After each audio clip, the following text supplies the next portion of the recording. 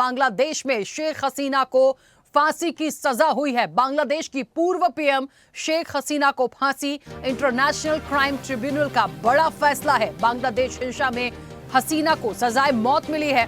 शेख हसीना और अन्य ने रची आपराधिक साजिश। चलिए, और उस वक्त आपको बता दें कि हमारे साथ विदेश मामलों के जानकार हैं अनुपम तिवारी। अनुपम जी, सबसे पहले तो बहुत स्वागत स्वदेश न्यूज के साथ जुड़ने के लिए। और अनुपम जी, जब बांग्लादेश में तख्ता पलट हुआ, वो तस्वीरें हमें याद हैं, हम चर्चाओं में भी उस ड्यूरेशन में थे, लेकिन हमें ये सोचना पड़ेगा कि इतनी बड़ी सजा, मतलब ऐसा जो कहा जा रहा है कि अन्य लोगों के साथ मिलकर एक आपराधिक साजिश रची, कई लोगों की जान गई थी, उसके बाद सजाए मौत एक पूर्व पीएम को देना, वो भी एक महिला है, कैसे देखते हैं इस फैसले को?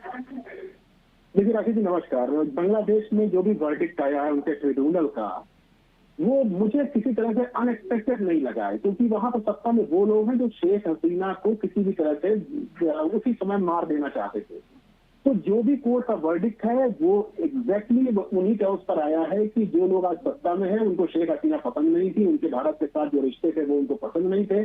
जो कट्टरपंथी तंजीमें शेख हसीना को बर्दाश्त नहीं कर पा रही थी, वो शेख हसीना को इस दुनिया में नहीं रहने देना चाहती थी। और इसी वजह से जो वर्डिक्ट किया गया है पूर्व प्राइम मिनिस्टर शेख हसीना को और पूर्व गृह मंत्री अब्दुल जमान को, इन दोनों को ही ये एक्सपेक्ट किया जा रहा था कि इनको वहां पर उनकी जान को खतरा है, और अगर वो बच भी गए और वहीं पर रह गए तो ये कभी भी इनको इस तरह की फांसी सजा दे करके उनको एलिमिनेट किया जा सकता है। तो अभी चूंकि कट्टरपंथी तत्व बांग्लादेश के अंदर बहुत हावी है, मोहम्मद यूनुस की जो सरकार है उसमें कट्टरपंथियों की अच्छी खासी जमात है, तो इसी वजह से आप ये देखेंगे कि ये जो वर्डिक्ट आया है वो पूरी तरह से एंटिसिपेटेड था। शेख हसीना को भी इसके बारे में अंदाजा था, तभी वो देश छोड़ करके आई थी और अपनी जान वो बचा पाई थी। राखी, बिल्कुल ठीक बात है। और लेकिन अनुपम जी, हमें ये देखना पड़ेगा कि जब तख्ता पलट हुआ, तमाम चीज़ें हुई बांग्लादेश में, तभी भारत को लेकर बहुत सारी बातें की गई थी, संबंधों पर बहुत बात की गई थी। ये भी बात आ गई थी कि शेख हसीना जब भारत आई हैं तो यहाँ पर उनको शरण क्यों दी जा रही है, तो बहुत सारी चीज़ें ऐसी आई थी। लेकिन अब ये जो डिसीजन है, क्या आपको लगता है कि भारत की कोई प्रतिक्रिया या इस पर कोई बातचीत हो सकती है या होनी चाहिए?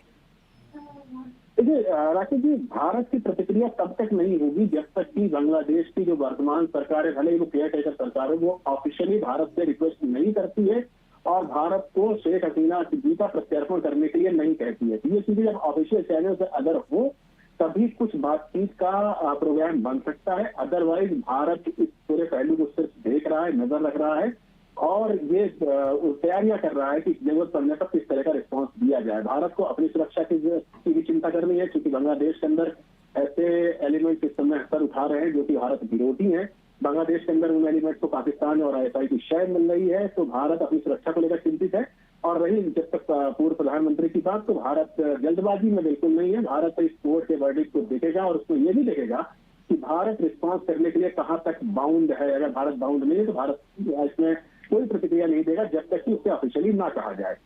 बिल्कुल ठीक है अनुपम जी, बहुत शुक्रिया हमारे साथ जुड़ने के लिए, पूरी बातचीत के लिए। तो शेख हसीना और अन्य ने रची आपराधिक साजिश और इसीलिए कहीं न कहीं एक फांसी की सजा का ऐलान किया गया है। सिर्फ शेख हसीना नहीं, आपको बता दें कि पूर्व गृह मंत्री और IG पुलिस को भी सजाए मौत का ऐलान किया गया है।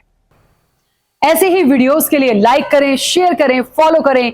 YouTube पर जाकर सब्सक्राइब कर बेल आइकन दबाना ना भूलें और ताजा अपडेट्स के लिए swedeshlive.com पर जरूर जाएं।